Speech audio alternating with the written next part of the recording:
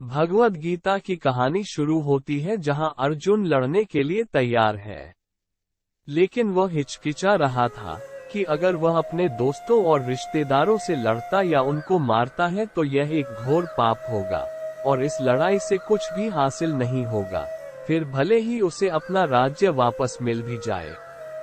तो यहाँ युद्ध के मैदान में भगवान कृष्ण अर्जुन को कर्म, ज्ञान और भक्ति योग के साथ साथ देवत्व की प्रकृति, मानव जाति की अंतिम नियति और नश्वर जीवन का उद्देश्य समझाते हैं।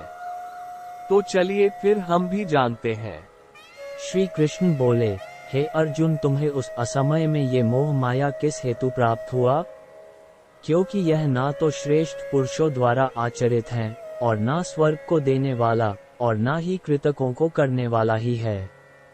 इसलिए हे अर्जुन, नपुंसकता को मत प्राप्त हो, हृदय की तुच्छ दुर्बलता को त्याग कर युद्ध के लिए खड़े हो जाओ। हे अर्जुन, तू शोक न करने योग्य मनुष्य के लिए शोक करता है और ना तू पंडितों के कहे वचनों को कहता है, परंतु याद रख, जिनके प्राण चले गए हैं उनके लिए और जिनके प्राण नहीं है उनके लिए भी पंडित जन शोक नहीं करते। हे अर्जुन, सर्दी, गर्मी और सुख दुख को देने वाली इंद्रियां और विषयों के संयोग को उत्पत्ति विनाशशील और अनित्य है, इसलिए इसको तुम सहन करो। जो इस आत्मा को मारने वाला समझता है तथा जो इसको मरा मानता है, वह दोनों ही नहीं जानते हैं कि यह आत्मा वास्तव में ना तो किसी को मारता है और ना ही किसी के द्वारा मारा जा सकता है।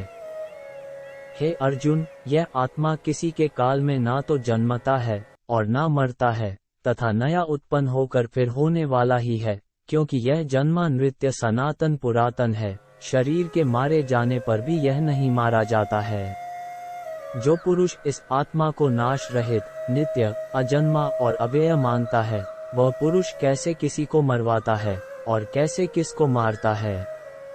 जैसे मनुष्य पुराने वस्त्रों को त्याग कर दूसरे नए वस्त्रों को ग्रहण करता है, वैसे ही जीवात्मा पुरानी शरीरों को त्याग कर दूसरे नए शरीरों को प्राप्त होता है। इस आत्मा को शस्त्र काट नहीं सकते, इसको आग जला नहीं सकते, इसको जल गला नहीं सकता और हवा सुखा नहीं सकता है। किंतु यदि तुम इस आत्मा को सदा जन्म लेने वाला या सदा मरने वाला मानते हो तो भी, ऐ मान्यवर, तू इस प्रकार करने के योग्य नहीं है। हे अर्जुन, यह आत्मा सबके शरीर में सदा ही अवध्य है, इस कारण संपूर्ण प्राणियों के लिए तू शोक करने योग्य नहीं है। या तो तू युद्ध में मारा जा तो स्वर्ग को प्राप्त होगा अथवा युद्ध जीतकर पृथ्वी का राज्य भोगेगा। इस कारण हे अर्जुन, तू युद्ध का निश्चय करके खड़ा हो जा। हे अर्जुन, जय, पराजय, लाभ, हानि और सुख दुख को समान समझकर उसके बाद युद्ध के लिए तैयार हो जाओ। इस प्रकार युद्ध करने से तू पाप को नहीं प्राप्त होगा। तुम्हारा अधिकार केवल कर्म करने में है, उसके फल में कभी नहीं। इसलिए कर्म के फल के लिए कर्म मत करो और कर्म न करने के लिए आसक्त मत हो।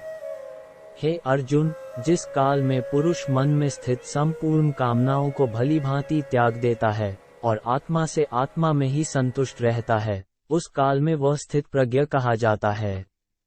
दुखों की प्राप्ति होने पर भी जिसके मन में उद्वेग नहीं होता, सुखों की प्राप्ति में जो सर्वथा निष्प्रिय है तथा जिसके राग, भय और क्रोध नष्ट हो गए हैं, ऐसा मुनि स्थिर बुद्धि वाला कहा जाता है। इसलिए साधक को चाहिए कि वह उन संपूर्ण इंद्रियों को वश में करके ध्यान में बैठे, क्योंकि जिस पुरुष की इंद्रियां वश में होती हैं, उसी की बुद्धि स्थिर होती है। हे अर्जुन, विषयों की चिंतन करने वाले पुरुष की उन विषयों में आसक्ति हो जाती है, आसक्तियों से उन विषयों की कामना उत्पन्न होती है और कामना में विघ्न पड़ने से क्रोध उत्पन्न होता है। क्रोध से अत्यंत मूढ़ भाव उत्पन्न हो जाता है, मूढ़ भाव से स्मृतियों में भ्रम हो जाता है और स्मृति में भ्रम हो जाने से बुद्धि अर्थात ज्ञान शक्ति का नाश हो जाता है और बुद्धि का नाश हो जाने से पुरुष अपने स्थिति से गिर जाता है। किसी और के जीवन की नकल को पूर्णता के साथ जीने की तुलना में अपने भाग्य को अपूर्ण रूप से जीना बेहतर है। एक उपहार तब शुद्ध होता है जब वह दिल से सही व्यक्ति को सही समय पर और सही जगह पर दिया जाता है। और जब हम उसके बदले में कुछ उम्मीद नहीं करते हैं।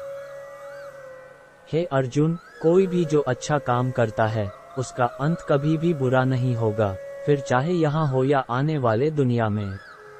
वो सुख जो लंबे अभ्यास से आता है, जो दुख के अंत की ओर ले जाता है, जो पहले जहर की तरह होता है लेकिन अंत में अमृत के समान हो जाता है, इस तरह का सुख अपने मन की शांति से उत्पन्न होता है। जो कोई भी आध्यात्मिक प्राप्ति के उन्नत चरण के लिए अपने दृढ़ संकल्प में स्थिर रहता है और संकट और सुख के हमलों को समान रूप से सहन कर सकता है, वह निश्चित रूप से मुक्ति के योग्य व्यक्ति है। हे पार्थ, मन की शांति उनके साथ है जिनके मन और आत्मा में सामंजस्य है, जो इच्छा और क्रोध से मुक्त हैं, जो अपनी आत्मा को जानता है। हे अर्जुन, नरक के 3 कारण हैं: रोमांच, क्रोध और लोभ। अपने सभी कार्यों को भगवान पर केंद्रित मन के साथ करें, आसक्ति का त्याग करें और सफलता और असफलता को समान दृष्टि से देखें।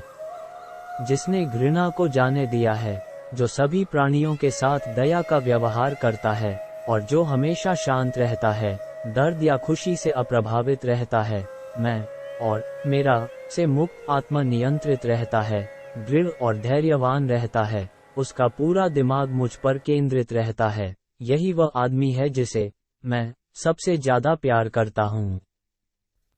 हे अर्जुन, वह आदमी जो मुझे हर चीज में देखता है, वह जो एकता में निहित है, एहसास है कि मैं हर प्राणी में हूँ, वह जहाँ कहीं भी जाता है वह मुझ में रहता है।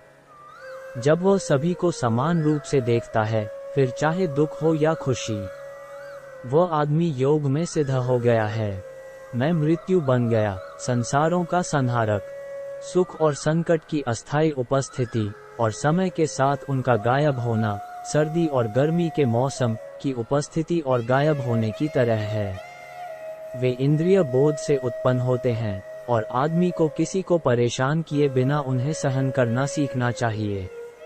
अपना मन अपने काम पर लगाओ, परंतु उसके फल पर कभी मत लगाओ।